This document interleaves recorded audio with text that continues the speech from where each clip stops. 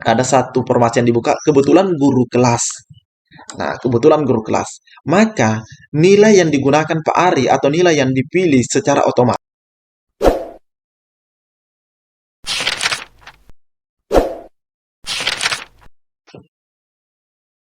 Bismillahirrahmanirrahim. Assalamualaikum warahmatullahi wabarakatuh. Di video kali ini, admin ingin kembali berbagi informasi mengenai skema prioritas P1, P2, dan P3 pada tes P3K tahun 2022 sesuai Kepmenpan RB terbaru di tahun 2022 ini. Karena masih banyak rekan kita yang gagal paham mengenai hal tersebut, rekan-rekannya.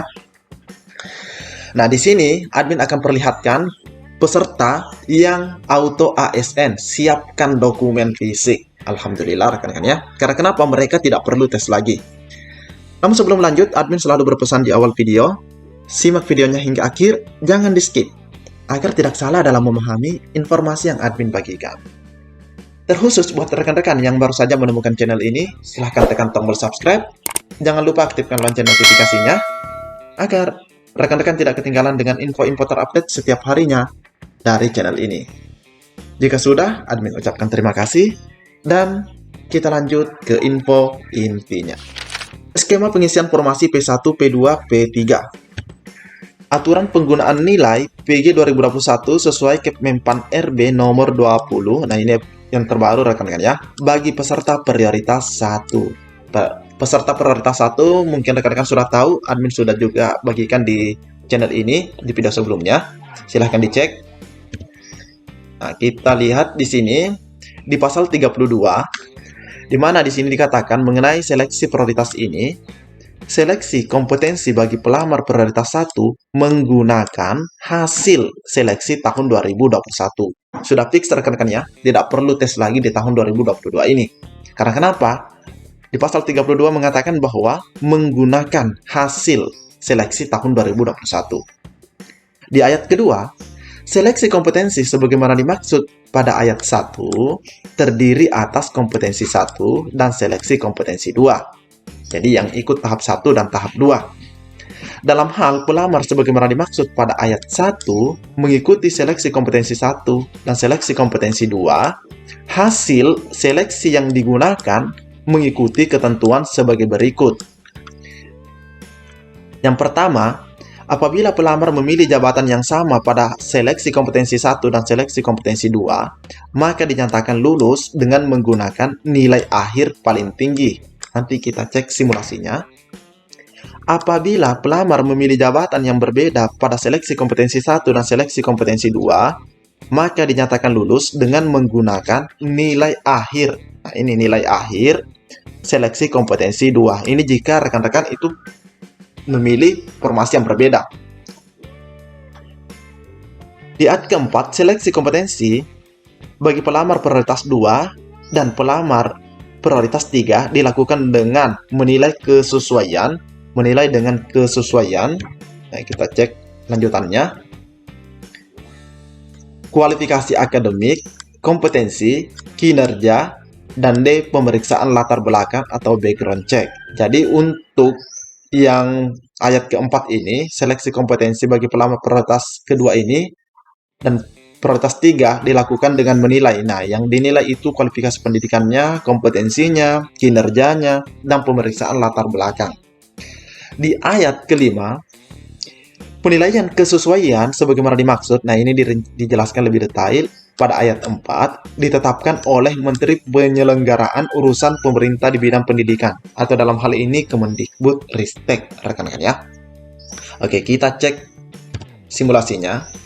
Misalkan ada satu sekolah, sebut saja SDN Jaya, di mana di SDN Jaya tersedia satu formasi di tahun 2022 ini. Kebetulan, formasi yang tersedia adalah guru kelas. Nah, kita lihat di sini ada salah seorang peserta di tahun 2021, sebut saja Ari. Nilai tahap 1 tahun 2021 yang didapatkan Pak Ari adalah 534. Di tahap kedua di tahun 2021 adalah 500. Dan mata pelajaran atau formasi yang dipilih adalah guru kelas.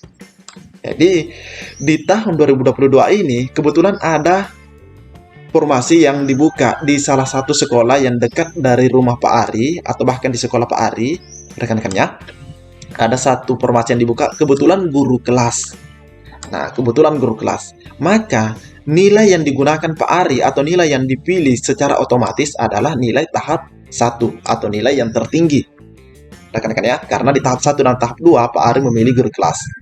Namun berbeda jika Pak Ari di tahap 1 memilih guru kelas dengan nilai 534 dan ternyata di tahap kedua Pak Ari memilih matematika. Mungkin karena formasi pada saat itu sudah tidak ada di daerahnya atau di sekolahnya, sehingga Pak Ari di tahap 2 memilih matematika. Akhirnya apa? Pak Ari mendapatkan nilai 500. Nilai inilah yang digunakan oleh Pak Ari atau dipilih secara otomatis, bukan nilai yang tertinggi ini. Karena yang disebutkan tadi di pasal 32 adalah nilai terakhir yang digunakan. Itu rekan-rekan ya, mengenai pengisian formasi atau penggunaan nilai. Jadi Pak Ari tidak bisa mengisi di SDN Jaya ini. Karena kenapa? Pada tahun 2021 Pak Ari tidak memilih guru kelas di tahap 2 hanya, tapi memilih matematika. Oke, selanjutnya tentang pemenuhan kebutuhan. Pemenuhan kebutuhan P3K Jabatan Fungsional Guru tahun 2022 didahulukan untuk pelamar prioritas. Alhamdulillah rekan-rekan ya. Nah, siapa pelamar prioritas? Kembali di sini dirincikan di pasal 37, yaitu THK 2, guru non ASN, lulusan PPG, dan guru swasta, yang pastinya memenuhi nilai ambang batas pada seleksi jabatan fungsional guru P3K di tahun 2021. Itu syarat mutlak rekan-rekan ya.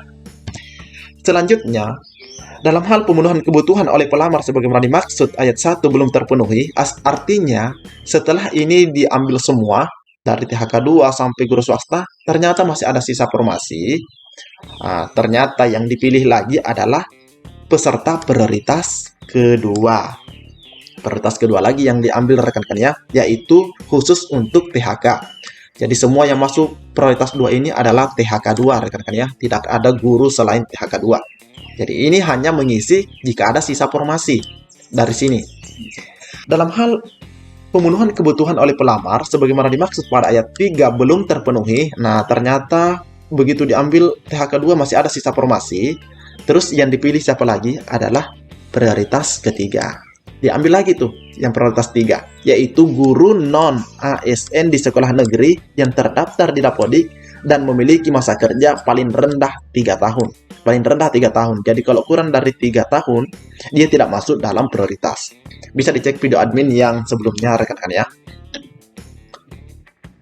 Di ayat kelima, dalam hal pemenuhan kebutuhan oleh pelamar sebagaimana dimaksud pada ayat 4 belum terpenuhi, akan dipenuhi oleh pelamar umum. Nah, ini pelamar umum biar dia kurang dari 3 tahun atau masih 0 tahun yang pasti terdaftar di Dapodik dan lulusan PPG, mereka lah yang mengisi jika ada sisa formasi dari THK 2 sampai guru swasta, prioritas 2, prioritas 3. Jadi itu baru dikasih atau diberikan kepada pelamar umum ini. Oke, kita lanjut ke simulasinya. Nah, misalnya ada satu sekolah, sebut saja SDN Jaya. Nah, di SDN Jaya ini ternyata, rekan-rekan ya, ternyata ada 2 formasi. Ada 2 formasi yang disediakan oleh Kemendikbud atau Pemda. Nah, kebetulan semuanya adalah guru kelas. Guru kelas, rekan-rekan ya. Nah, kita lihat ada peserta di tahun 2021 kemarin. Ini juga kita ambil namanya Pak Ari. Dan yang kedua adalah Ibu Adha. Ibu Adha ini adalah THK 2. Adalah THK 2. Nah, di mana di sini untuk nilai tahap 1 dan tahap 2 dengan mata pelajaran yang sama, rekan-rekan ya, kita lihat nilainya semuanya hampir sama.